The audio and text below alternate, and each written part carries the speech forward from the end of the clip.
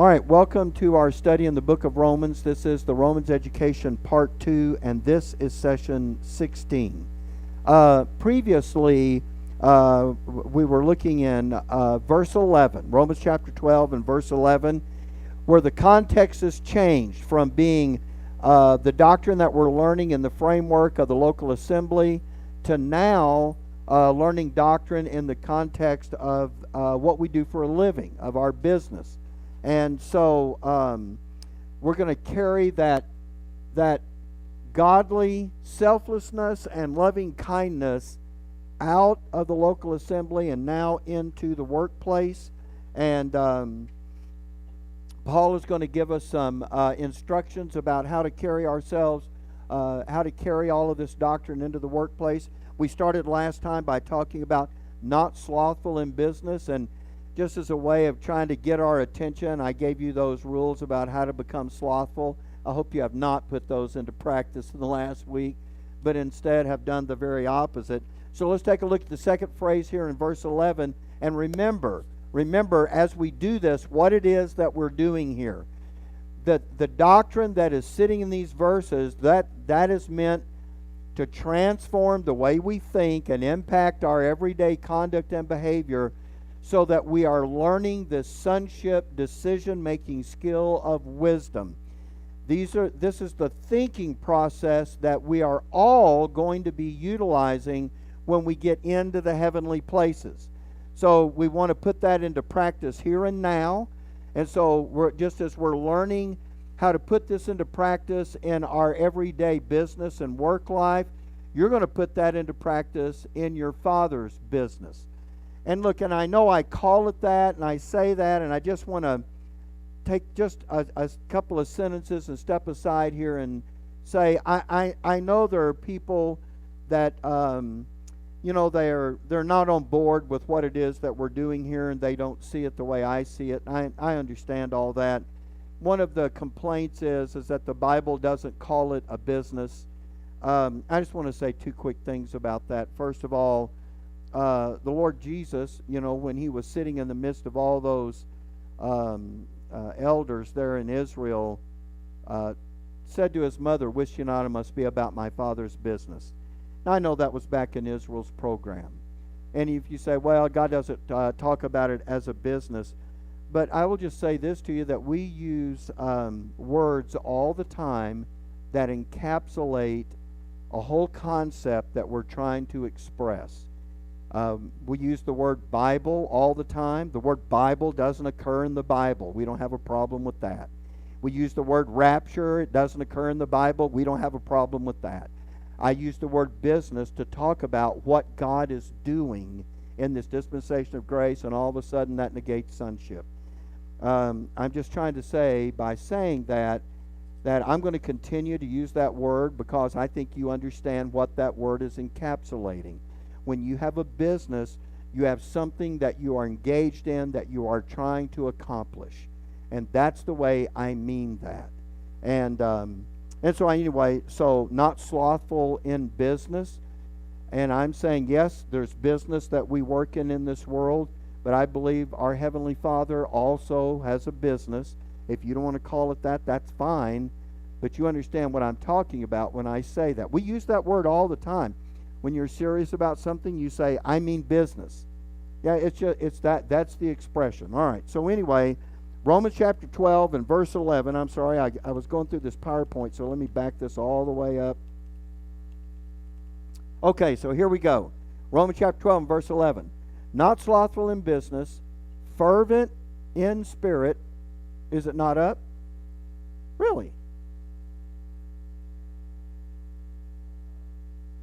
Okay, I'm sorry. Give me just a second here.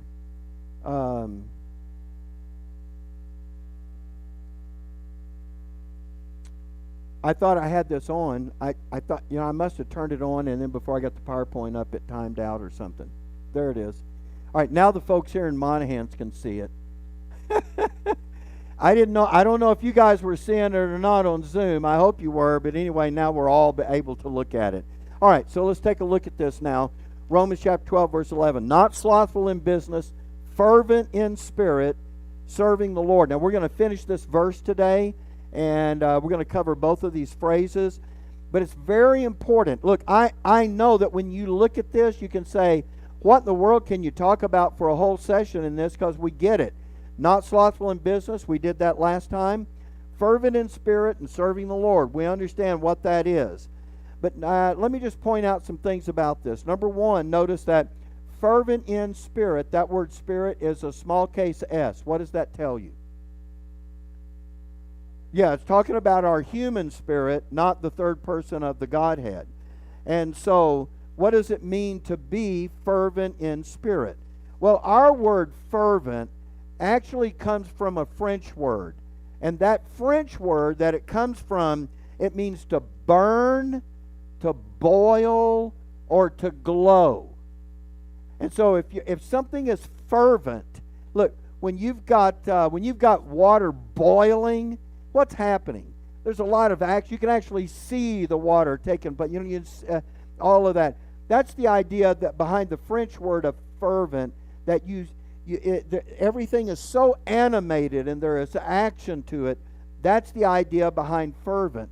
And so when he says fervent in spirit, that word fervent is talking about being passionately and intensely disposed towards something. And in this case, in this context, what is the context here? What is the context of this? We started it out here in chapter 12, verse 11. Don't be slothful in business. Now, in that same context about our business, he says fervent in spirit. Well, let's take a look at the Oxford English Dictionary of that. And it says ardently, passionately, vigorously. Now, humanly speaking, it is much easier to be passionate about your work if you enjoy it, right? And if your work is something that you really don't enjoy, then, it's hard to get excited and pumped up about it. And, and so, and by the way, I just want to take a moment and say this.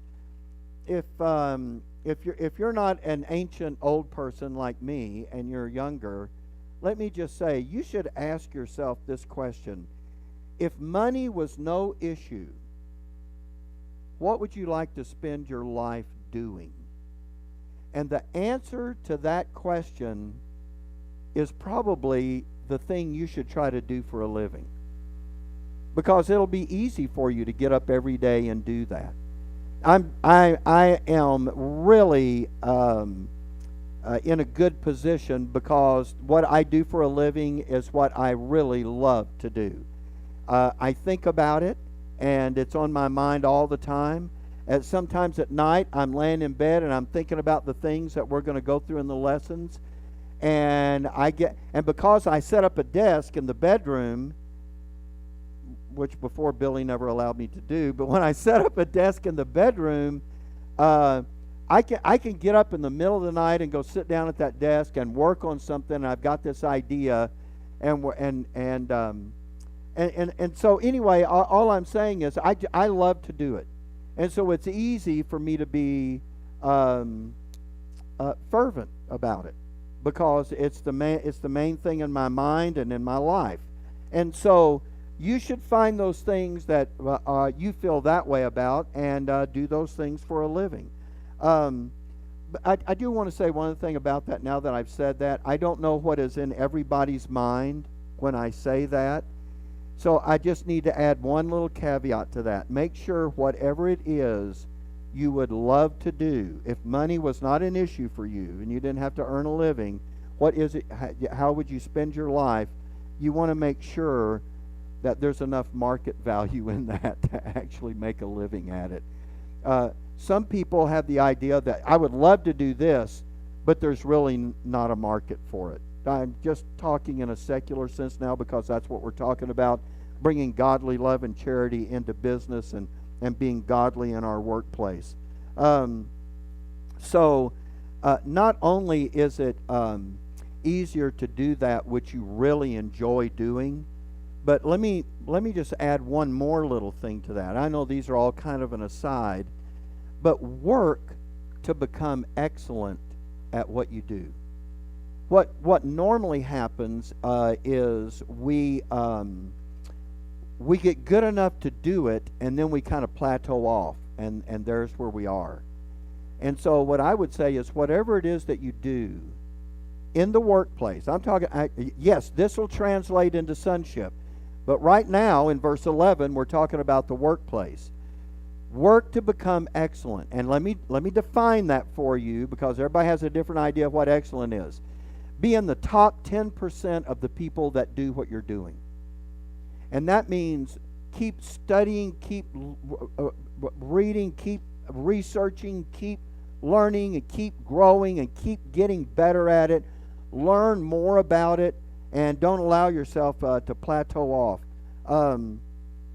You can get good enough to make a living at it, but when you really become excellent at it, you know that what that does is that process actually changes you, and I think that's really the important thing, because that works in every area of our life, especially in the area of sonship.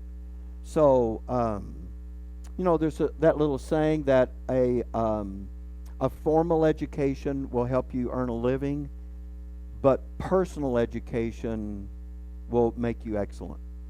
And that means to keep going beyond what it is. So I just want to say that for those of you that are in that position. Now, notice that Paul does not say, be fervent in spirit about your job if it just so happens that you really enjoy it. He doesn't give us that addition to it. He just says about not being slothful, be fervent in spirit, and he didn't specify what kind of job it is that we needed to be in that needed to be done fervently. Whatever the job is. So whatever you're doing for a living, the exhortation is to be fervent in spirit. If you say to yourself, I just can't get fervent about this job, then maybe you should get a different job. But you can become fervent about whatever it is that you do. Now, I know that we're just talking about normal, natural human business. That's what verse 11 is talking about. And so no matter what your job is, and no matter how much you like it or how much you dislike it, the exhortation remains the same, to be fervent in spirit. Now let's talk about that in spirit part just for a moment. This is important. I'm going to take you to your note taker now. So you'll be filling in some things on that note taker. Figure 1 in this note taker. There's a couple of ways to look at this phrase. One of those is the natural human way to look at it. The other one is God's way. That's why you see that little road sign in the middle where the gal is looking up, and one side says man's way and one side says God's way. So there is man's way to be fervent, and there is God's way to be fervent. So let me help you fill this in. To be fervent in man's way means excitement. And what is it that makes us excited when we're talking about man's way here? By the way, that word excitement comes from a Spanish word that means to set in motion or instigate. Let me just show you something. So we use this word excite. Okay, the word the EX of the word actually means out or out of or from without. And so the other root word of that, which is really in that Spanish word C-E-I-R-E, I think that's right, or is it C-I-E? I don't know. Would anyone know? Anyway, but let me get it right. C-I-E, sorry. So that Spanish word is E-X-C-I-E-R-E. That's the Spanish word. So that's from which we get our word excite. So the EX part of that word it means out, and the C-I-E-R-E means to set in motion. And what that means is that that something from outside of you is what's causing you now to be set in motion, to be excited. So on your note taker, here's the next one. So the motivation is from without. So in man's way, something happens from the outside that causes you to be excited. Now we're talking about business. So what is it about a business that would cause someone who was working in that business to become excited about their job? A promotion. Sure, if you got a promotion, you know what, all of a sudden now you're going, yeah, you know what, this isn't so bad. What else could you get? A what? I still didn't hear it. An engine out? I don't even...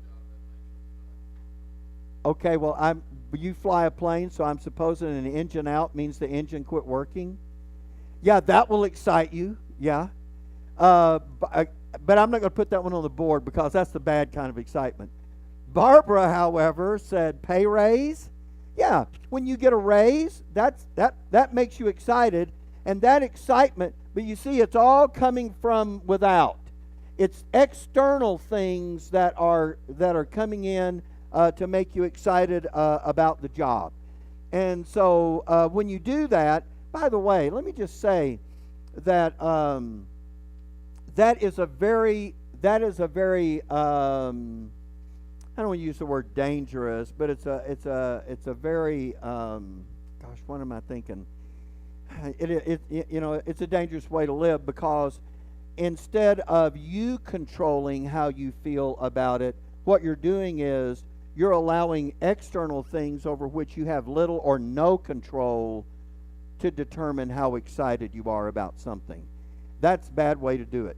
And we do this all the time. I'm sorry. Eric is running it remotely because Mark is not here today, and so I have this little finite space I have to stay in. So I caught myself. So am I in it? I guess. I don't know. Anyway, so we do this in a lot of different things, but we don't realize that we start off with an inward motivation, and then later we shift it to an outer motivation. And so it's like when our kids are born. We bring them home from the hospital, and we talk to them, and we hold them, and we rock them, and we care for them, and they don't do anything. And we're not motivated by what they're doing. We're motivated because that's our kids, and we love them, and they're special to us. But as they get older, you know what we start to do, if we're not careful, is we shift to now, because when they do things that are really special to us, if we're not careful, it can shift that motivation from within to being from without. And so when a little kid comes up and puts his arms around you and tells you he loves you, you know what that is? That's like dopamine. Root word dope. Okay. Dopamine. You know what? It makes you feel good, doesn't it? And so you know what you want? You want to hear that again. And if you don't hear that the next time you want to hear it, what happens? Say it, Barbara. Yeah, you feel bad because I want them, and you might even prompt it by going, you don't love mommy, because you want to hear it. Be careful. I'm not saying it's not good to hear it, but you have to be careful about letting the motivation for how you feel and what you do rest with someone else. And you have to cultivate the ability to do that. So what I want to do now is I want to talk to you about the second way to be motivated and to be fervent. And this is God's way. And literally, that's what the word is talking about. So back to your note taker. God's way. Oh, I'm sorry, excite. I did that. So God's way is enthusiasm. Now, we know what that word is, and we actually use the word excitement and the word enthusiasm. So let me put that one up here.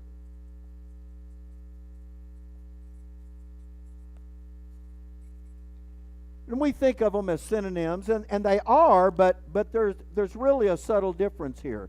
Let me give you the definition of enthusiasm. Take a look at this. Inspiration as if by divine power. Now, there's a reason for that. And look at this next one. Being directly subject to some divine impulse. When it's talking about divine, what's it talking about? God. Talking about God. Enkindled fervor. See, there's that word fervent. Remember? Fervent in spirit. Enkindled fervor of soul. Ardent and imaginative zeal. The Bible uses that word. We'll talk about that in just a moment quite a bit. So those are actually, the numbers didn't show up. Those are the number 1 and 2 definitions in the Oxford English Dictionary. And that word also comes from a French word. But I want you to notice that what this word it starts with is not EX. By the way, when you say exit means EX is out. Isn't that what we do? We have above all the doors here, exit. It's the way to go out, right? But now enthusiasm starts with the prefix EN. Guess what? Just take a wild guess what that. Yeah, it's from within. So one of these is to be set in motion because of outside stimulus. The other one is to be set in motion. By the way, this thusia, this part right here, that theo root, what is that? That's the word for God.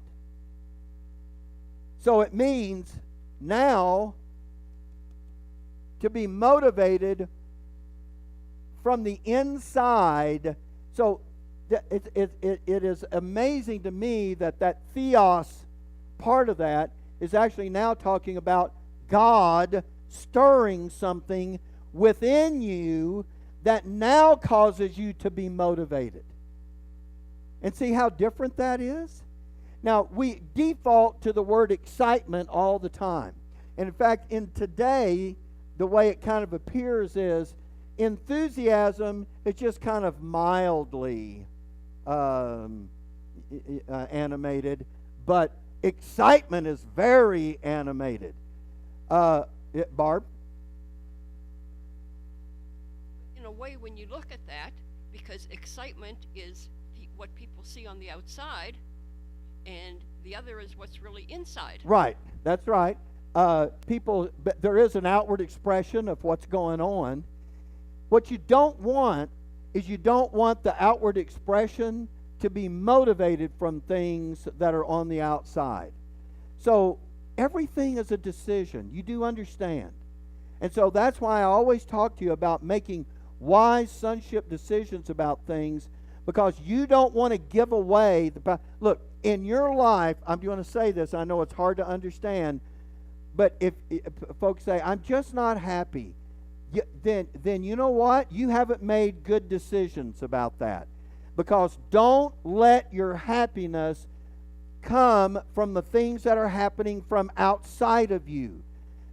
If you give that away, you will be miserable every day. Let that come from the things that are in you. See, this is going right back to what we talked about at the very first of this lesson, where I said, whatever it is that you're going to do, become excellent at it. And that requires continuing to work on yourself and get better at it.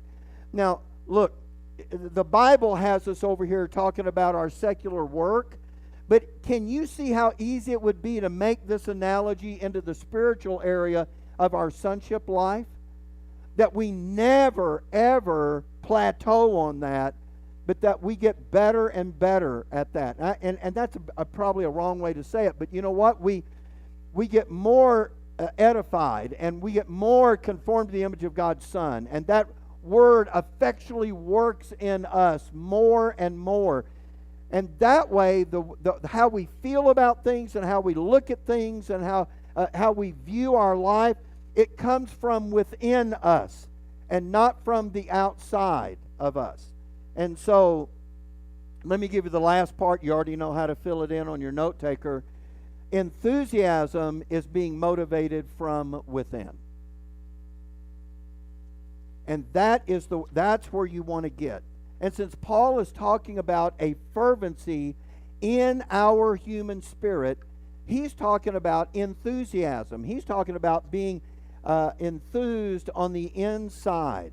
And so now when it comes to business, you look at that and you just say, well, how am I going to be enthused about working for a secular job? And what does that God part, that enthusia, what does that have to do with that? How in the world can I do that?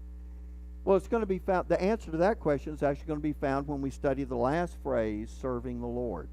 And I'll show you how that fits in to this work. Okay. So anyway, when I read this verse, I'm looking at Paul saying it this way. Don't approach your daily work as though it has no part in your spiritual life. Bring the fervency of Christ in you to your workplace. Take the principles that you learned that are at work in the local assembly and bring those in to your job. And instead of letting outside occurrences be the things that make you excited about what you're doing, but by the way, there's some other differences here. Excitement tends to wane. And why? I mean, it very naturally it will. Because if you're motivated from the outside, the thing that you need in order to stay motivated is what? Yeah, and you said external? That's right. So you know what you need if it's coming from the outside, if it's external, and you get something today that makes you excited, tomorrow, guess what? You're going to need something else. And then you're going to need something else. And you need this constant parade. How many of us in life, every day is just handing us all of these great things that make us so excited? Now, it doesn't happen that way. So what you have to do is, you have to find that motivation in your human spirit because of what is happening in you and through you. And that's something that can motivate us in the midst of everything that we're doing. So, since this is, and by the way, excitement tends to be, and I'm not saying there is no emotion to it, but excitement it kind of tends to be more emotional in nature. Whereas enthusiasm, is the control of emotions. I'm saying that because of something you're going to get in your next book.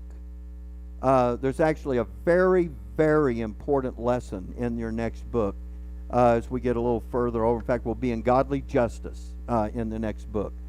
And I know you won't remember that little single sentence I just said to you when we get over there. But when we get over there, I will tell you. You remember what I said back 6 weeks ago? Well, here we are.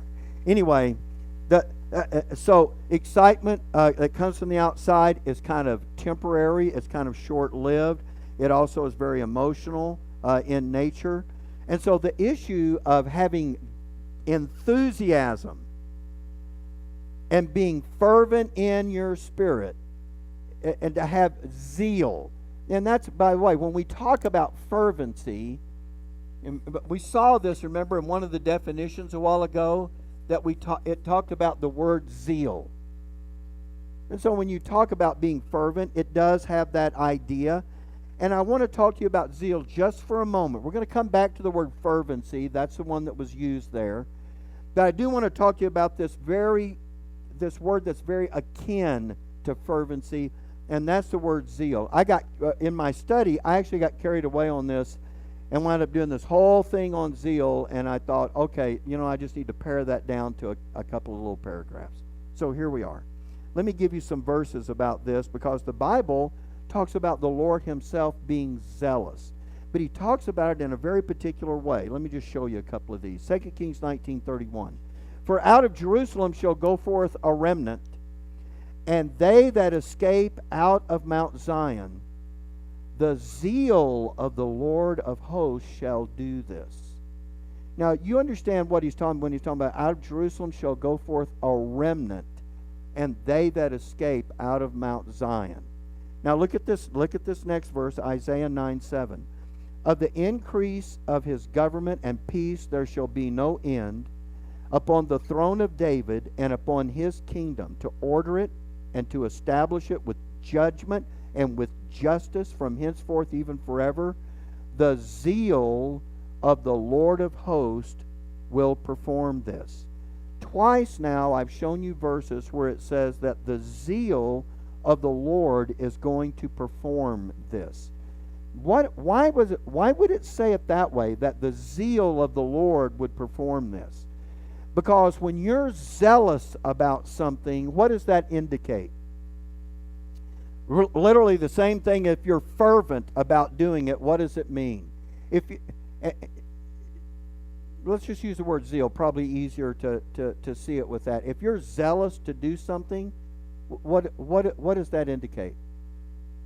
It's important to you. Great. What else?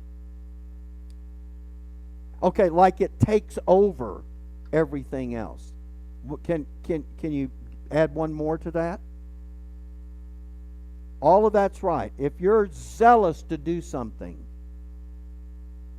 then you'll do it. Okay, then you'll do it. It's important to you. When Linda says it's taken over everything, can we enlarge on that a moment? You know what? It's in your thoughts, and now Cindy said, then you'll do it. It's something that you, if you're zealous about it, then you are eager to get this done. You're, can I use the word? Enthusiastic about getting this done. It's your intention to get this done. If there's something you really want to do, something that is just taking over your thoughts, it's really important, then you know what? That's what it means that the zeal of the Lord has performed this. If there's going to be a remnant that's going to escape, or if he's going to establish the throne of David and the kingdom, let me ask you, how important do you think, let me just looking at the Isaiah 9:7 verse, how important is it that the increase of his government and peace there shall be no end, and upon the throne of David and upon his kingdom to order and establish it forever and ever? How important is that to God? And how much do you think he's looking to accomplish that? And how much do you think that's in his mind? So when it says the zeal of the Lord is saying, he just really wants to get this done. He intends on doing this. By the way, is this something that you think God will change his mind about? No. New circumstances are not going to allow him to change his mind about that. And so the truth is, zealous or fervent are either things that, listen, this is important, we are or we are not.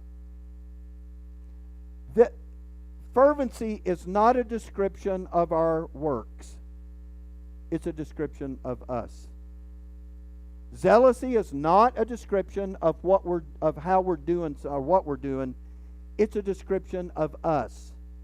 You don't ever look at someone and say, boy, that guy's work is really zealous. What do you say? Huh? Yeah, we go, that guy is really zealous.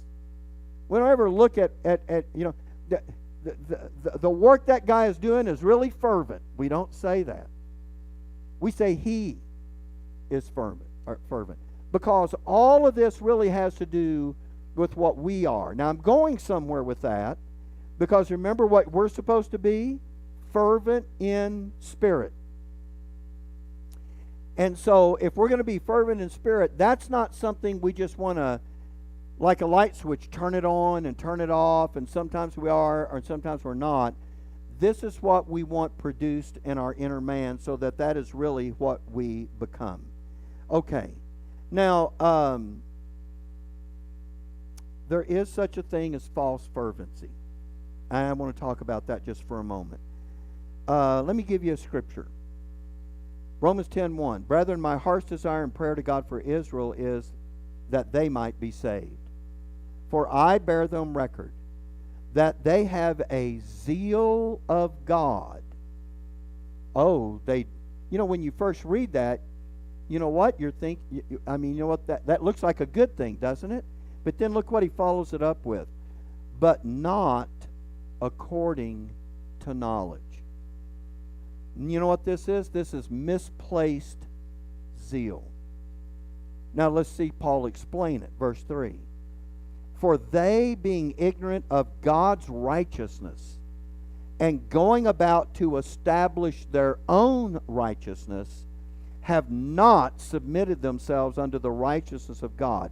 For Christ is the end of the law for righteousness to everyone that believeth.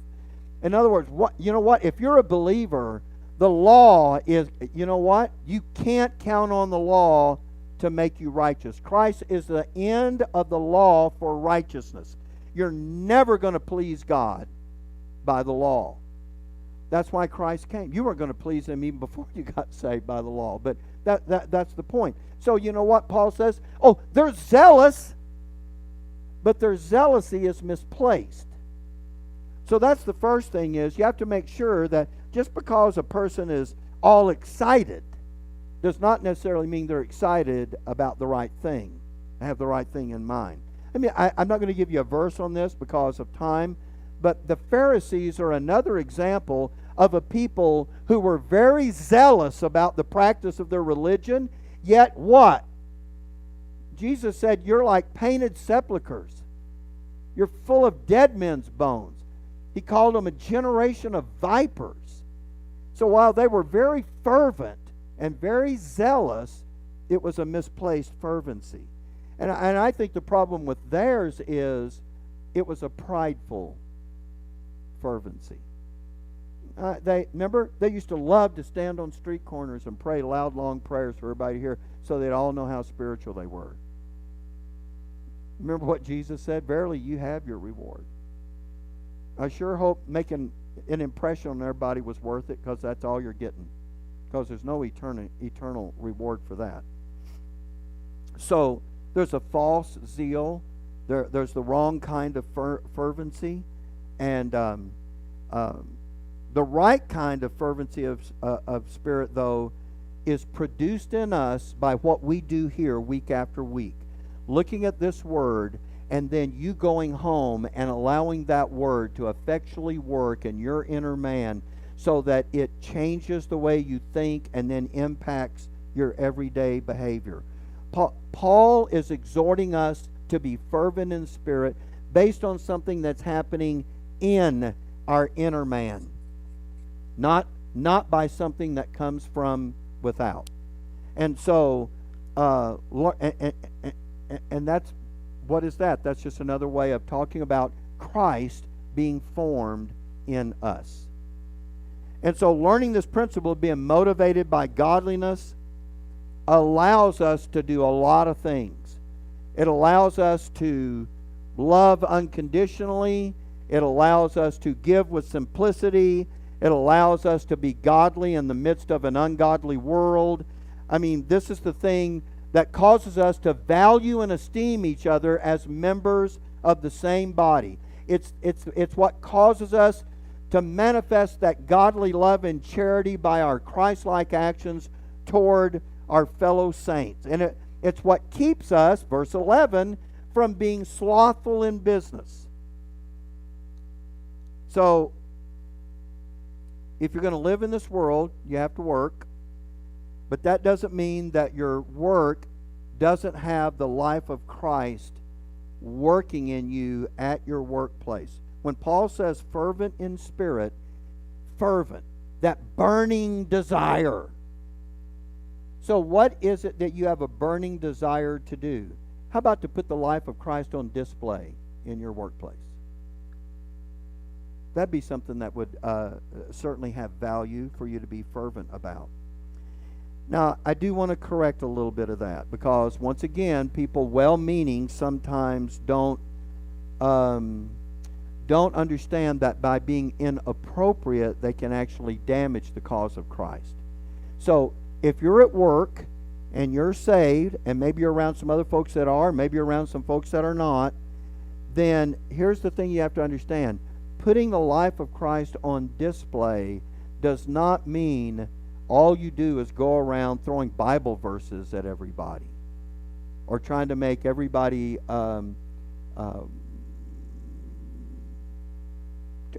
feel like they're sitting in a Sunday sermon every time they're around you. Look, there's a pendulum swing to everything that we do. If I'm at the grocery store checking out, do I want the lady checking out the groceries? Do I want her to know the Lord? I do. But I'm not going to hold up that line to try to witness to her for 10 minutes. Because, you know what? Not only will the manager get involved at some point, and everybody behind me will be upset, but it's inappropriate for the setting of what is going on there. And you know what will wind up happening? They'll start branding the gospel and Christianity with this bad taste in their mouth, and I've actually done more damage than good in that. And so you have to be wise and have some wisdom, and listen, here's the word we're going to get, discretion about how to manifest the life of Christ at our workplace. And that has to do with how you conduct yourself, with honesty and with virtue and dignity, and it should reflect the fact that you have a relationship with Jesus Christ, and the way that you respond to all of the things that happen at your job, whether they be good or bad. That impacts the people that see us. And so, if you love your job and you're fired up to go to work every day, wonderful. The point for you is be just as fired up to put the life of Christ on display in whatever it is that you do at your job. Now we come to the last phrase, serving the Lord. So let's take a look at that in the verse there. Not slothful in business, fervent in spirit, and then serving the Lord. This is the motivation behind it all.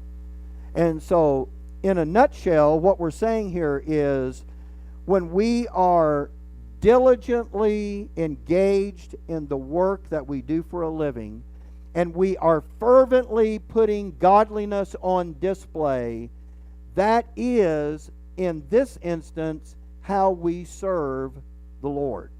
This is how you will labor with Him.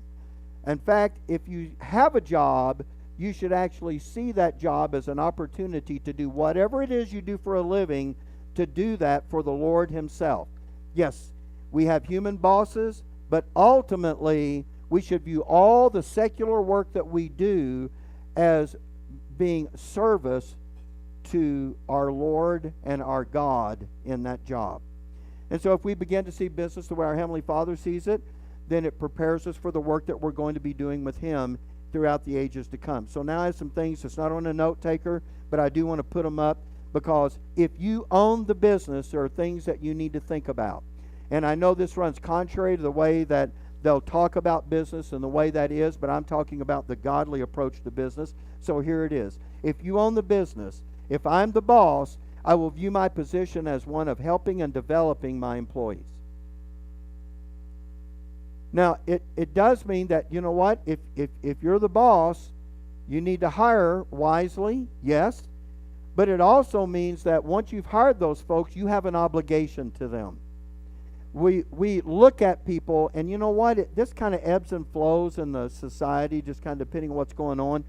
But has there ever been any people that have felt like they have given themselves to their job, they have gone above and beyond what was called on them to do, they have even personally sacrificed in many ways to accomplish this job, only to be let go at the end before they could actually get some kind of retirement, because they could not only not pay that retirement, but bring in someone in as a start that would work for less money. Yep, that has happened. And that is not and people would look at that and go, it's not personal, it's just business. I can't think of a business phrase I hate any more than I hate that phrase. Because it depends on which side of the equation you're on as to whether or not you think it's personal. It's just not personal as long as you didn't lose your job. As your income wasn't affected. Your ability to make the mortgage payment. Your ability to put food on the table. Your ability to put clothes on your kids. Your ability to maintain your house. Yeah, as long as it didn't affect you that way, it's not personal. It's just business. Well, let me tell you something. Business is personal. It is. God doesn't draw a line in the sand and say, hey, godliness, just keep all that for church, and then when it comes to business, you can be as cutthroat as you want to be. That's the way the world looks at business. Because, you know, the only thing the world is after is one more dollar. That's the driving force for everything. And I'm not saying you shouldn't make money. That's why we do the jobs that we do, so that we can live. But look, that can't be the only reason that we do what we do. We have to go beyond that.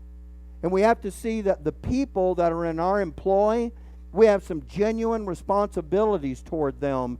And that means we don't just bring them in and then cut them loose like they're just plastic cups to be tossed aside when their usefulness is over. But we have obligations toward them, godly responsibilities toward them in a number of ways. Let me continue. I know the buzzers went run off, so here we go. If I own the business, I view this business as though it belongs to the Lord. Which means now I'm going to run it according to the principles that I get from Him. Here's the third one. I'd love to talk about every one of these and expand on these. If you own the business, just give it to God. Just tell Him that you're going to give it to Him. And that really does kind of awaken the idea that you need to run it on His behalf. If you don't own the business, then here's the thing you have to decide. I will submit to my boss or bosses as unto the Lord. I'm going to show you the verses on this. I'm just going to give them to you all in a row. The second one is, I'll view my boss as the Lord's servant to help me sharpen my sonship skills. What are some of those skills? I thought, how can a boss help you develop some sonship skills? Well, how about patience? That's a real opportunity to develop patience, right? And kindness and selflessness. Those are skills that need to be in an employer and in a boss, but there also need to be in employees as well. All right, let's keep going. I will conduct myself as an adopted son or daughter. And that means in every part of my life. And then I view my work as though I am working for the Lord. Look, if you ever listen to motivational speakers, they always say, hey, no matter what you do, you're in business for yourself. The Bible doesn't say it that way. It says that whatever you do it as unto the Lord. I know that all the all of the big time speakers and all of that, it's all about the dollar. But to God, it's all about the people. And so if you're going to train for what you're going to be doing in the heavenly places, I'm going to tell you, the normal way we do business today will not allow you to work in your Father's business at all. So we have to change our outlook about that, because all of that stuff is going to get burned up at the judgment seat of Christ. You can live for yourself and you can do everything for yourself and not really think about the others that are with you, but that is going to come up empty at the judgment.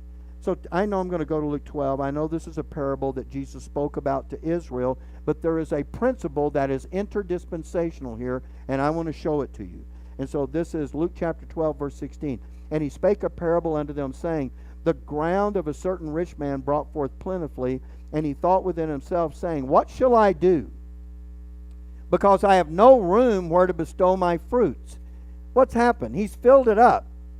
But he has more, and he said, this will I do. I'll pull down my barns and build greater, and there will I bestow all my fruits and my goods. And I will say to my soul, Soul, thou hast much goods laid up for many years. Take thine ease, eat, drink, and be merry. But God said unto him, Thou fool, this night thy soul shall be required of thee. Then whose shall those things be which thou hast provided? So is he that layeth up treasure for himself, and is not rich toward God. Here's what the business world does today. It lives like this is the only life. There is another one coming. And if all you're doing is preparing yourself for this life, then you would be foolish. Because you have neglected the greater, and that is that which is to come. So get ourselves back to the verse at hand. Not slothful in business, but fervent in spirit, and serving the Lord. And indeed, that serving the Lord, look, let me just take you to the verses, because this is what ties all this together. 1 Corinthians 10:31. Whether therefore ye eat or drink or whatsoever ye do, do all to the glory of God. And that would include business. Here's the next one, Ephesians 6:5. Servants, be obedient to them that are your masters. You want to put that in the common vernacular of the day?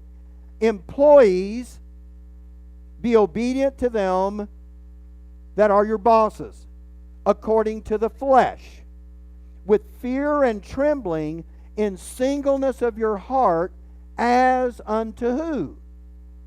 As unto Christ. And he doesn't say, if you happen to like them, or if they happen to be good guys. Here's the next one, Colossians 3. And whatsoever you do in word or deed, do all in the name of the Lord Jesus, giving thanks to God and the Father by him. Now, I have given you a whole section in your note taker about doing things in the name of the Lord. And so I want you this week to go over, not in your note taker, in your reservoir of knowledge, go over and read that this week. I've given you quite a bit over there, and it's important for us to understand what that concept is, because whatever we do, we're supposed to do in the name of the Lord Jesus. By the way, if you find yourself thinking that you cannot do it in the name of the Lord, then don't do it. Now look, I do have a couple of things to say to end this up. But you understand what I'm trying to do here. I'm trying to prepare us so that when we get into the heavenly places, we will have all of the doctrine working in our inner man that will allow us to actually be able to work in our Father's business up there throughout the ages to come. This is part of what needs to be in us. Look, I can't remember if it was here or something I did at Glen Rose, but someone was saying afterwards, they were saying, man, that really hit me. I really see where I fall short. I'm not trying to make everybody or anybody feel guilty. What I'm trying to do is say, let's equip ourselves in all of these areas. Look, if we already naturally knew it, Paul wouldn't have to tell us about it. There's probably not one principle of sonship that I haven't violated multiple times in my life. I mean, if you're talking about having godly love and charity for everybody, has there ever been a time when I didn't have that? Are you kidding me? If you're talking about complaining about the people you work for, have I ever done that? Are you kidding me? I made it an art form. I raised it to a whole new level. I just didn't understand that. If you said, Mike, have you ever been slothful? Are you kidding me? Of course I have. I mean, here's the good thing Paul knows. He doesn't have to start out the chapter and say, hey, this is just for some of y'all.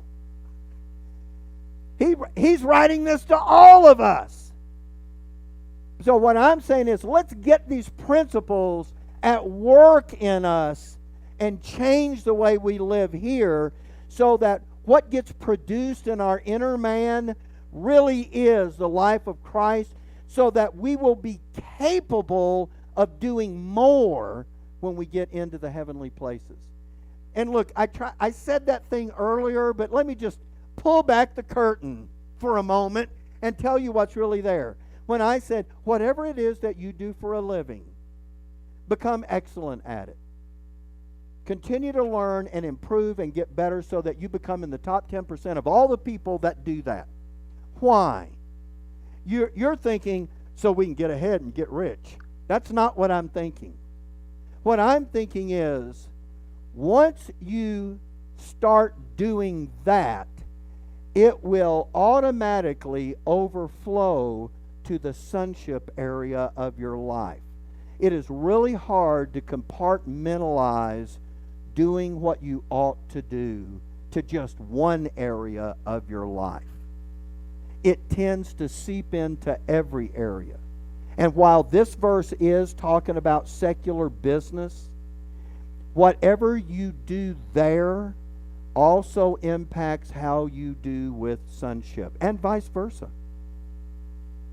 So I'm just, full disclosure, that's the reason I'm saying it. Yeah, you ought to want to get really good at what you do, but not for selfish, prideful reasons, but because that mindset works in all the areas of your life.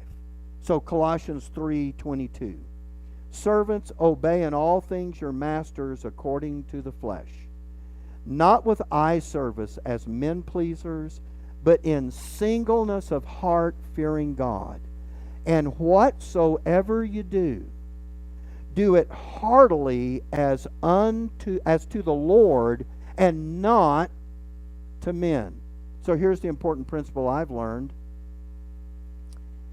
Even if I'm just doing and have I ever worked secular jobs in my life? Oh, yeah.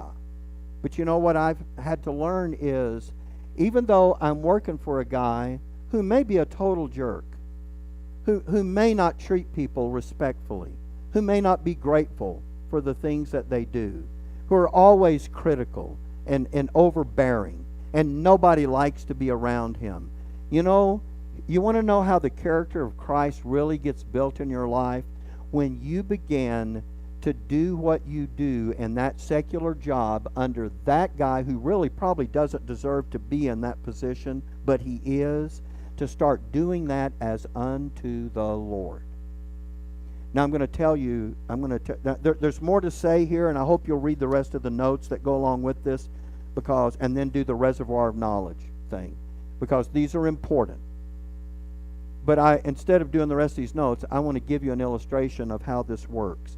So when I was up in North Texas for a number of years, I had a building maintenance company, which is just a really pleasant way of saying I had a janitorial service. And so what we did is we had about 11 or 12 buildings across the Metroplex, and we would go in. Most of those were office-type buildings, and we'd go in, and we would totally clean those buildings, not only from the offices, but to the warehouse, to the bathrooms, to the whole building. You know, vacuuming the carpets, dumping the trash, dusting desks, doing all the things that you would do in that kind of a business. Very mundane. So you know how easy? Do you know how hard it was to get pumped up about going to dump cans and dust? I mean, you know, you do that. Yeah, at first it's all brand new, but then after a while the shiny wears off, and you know what? It was just excitement. And there was one particular building where the guy that owned that was he's a very controlling type fella, and you know, I'm not trying to throw him under the bus here. He was just that personality that needed to control every last detail of every last thing, and was difficult to get along with. And so I was working at a church up in North Texas at that time, so before I went to Glen Rose. And I was pastoring a church up in Sanger, Texas. And so anyway, but the church, I had to work secular to be able to make a living. And so I had this building maintenance company, and his building was one of the buildings that I had. I noticed that one night while I was in the employee cafeteria area, one side of that building was all windows, and it was pouring down rain. It was, just raining very, very hard. And when you had to get out, you had to park up next to the building and get out and come up concrete steps, and there was no awning there. The rain is just coming off the building, and I knew he was going to be stopped and trying to get his key in to get the door open to get in. And so when I saw him and I recognized him and his car, I just stepped over to the door and opened up the door for him so he could just come in out of the rain. And he chewed me out. He chewed me out because he said, I don't want you to open up this building to anybody, not even me. I want this building secure, and I don't have to worry about it. And and so that's the kind of. I said, well, I knew it was you. I actually saw you when you got out of the car. He said, I don't care who it is. Would you? I said, okay, all right. And so really difficult. That's one story. I could tell you 100, literally. And I'm just trying to give you an idea of what that was like. I understand about keeping the building secure, but I just thought it was appropriate to do that. Okay. By the way, if it's pouring down rain and you see me come up to the church and I'm fumbling for my key, open the door.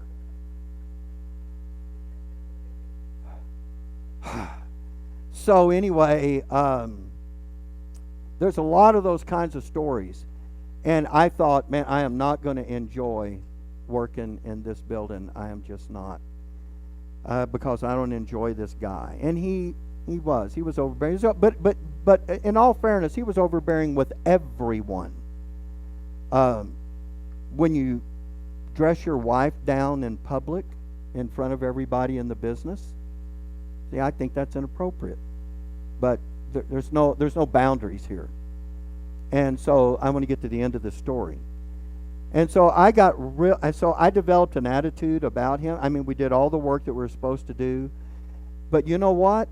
That kind of attitude did not motivate me to do a good job. I really needed to be motivated from within. And because that doesn't that may motivate some folks, but other folks it does not motivate me. But what it did do is it forced me to come into contact with these verses to do that as unto the Lord. And I can remember having discussions with God about that, about like, God, He is so far. How in the world would you expect me to do that? He is nothing like you. If this was you, you wouldn't be carrying on this way. And, but the verses are what the verses are, right? And so I had to go to work on that. I got it wrong, and then I'd get it right, and then something would happen and I'd get it wrong, and then I'd get it right.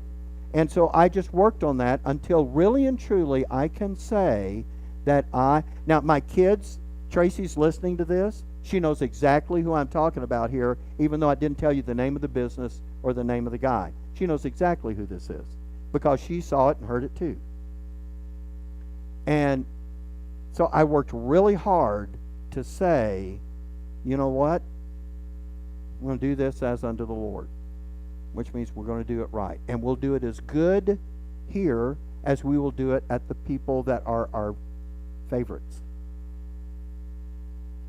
And so I went to work on that. Before that was over, he completely changed in his attitude toward us. In fact, he said, would you be willing to step away from your building maintenance business and work for me and I told you the story last time about me having the investment properties for a business. He said, I want to hire you to take care of those things for us. He said, because I see how diligent you are toward this, and whatever I ask you to do, you always do it. And so I thought about it, and I thought, oh, do I just want to see him 3 times a week, or do I want to see him every day?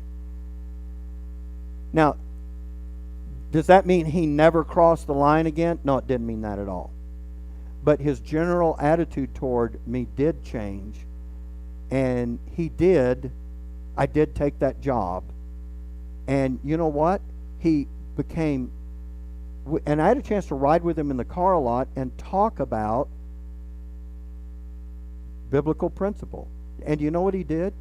He went to his accounting department and he said, I want you to cut a check every month to the Landmark Church in Sanger and support that work. This is a guy that did not go to church. So I'm just saying, and it turned from that to a man that really wanted to have a personal relationship. And I have to say, and I remember saying to the kids, in the beginning, I never thought that we would have this kind of relationship with this guy. I just didn't believe it. I'm not guaranteeing you that all of the jerks in your life will suddenly become nice people. But I am telling you that nothing happens until you see this from the biblical principle side and change yourself. Allow the doctrine to change you. And when it does, you know what? It doesn't matter what the other guy does or doesn't do, right? Doesn't matter. Because then you have done the thing that provides for you to be who you are supposed to be. Back then, I didn't even know that, not the way I do now, that I was an adopted son of my Heavenly Father in connection with my sanctification. I couldn't have said that phrase to you. But I did read those verses, and I did understand what they were, and I knew one thing, that I was serious about this thing, about the Bible, and about me living it. And so, you know, even back before sonship, there is a testimony of the effectual working of the Word to produce in you what it is supposed to produce. And so I'm hoping that what this will do is this will encourage us all. Now, some of you have it easy. You love your boss. Sandy loves his boss. He works for Sandy. Sandy loves everything about his boss. But you know what? Other people don't get to do that. Don't get to, and sometimes it's easy and sometimes it's difficult. But the verses are what the verses are, right? Not slothful in business, fervent in spirit, serving the Lord. Please read the rest of these notes and all the notes in the reservoir of knowledge. And that's the end of today's lesson.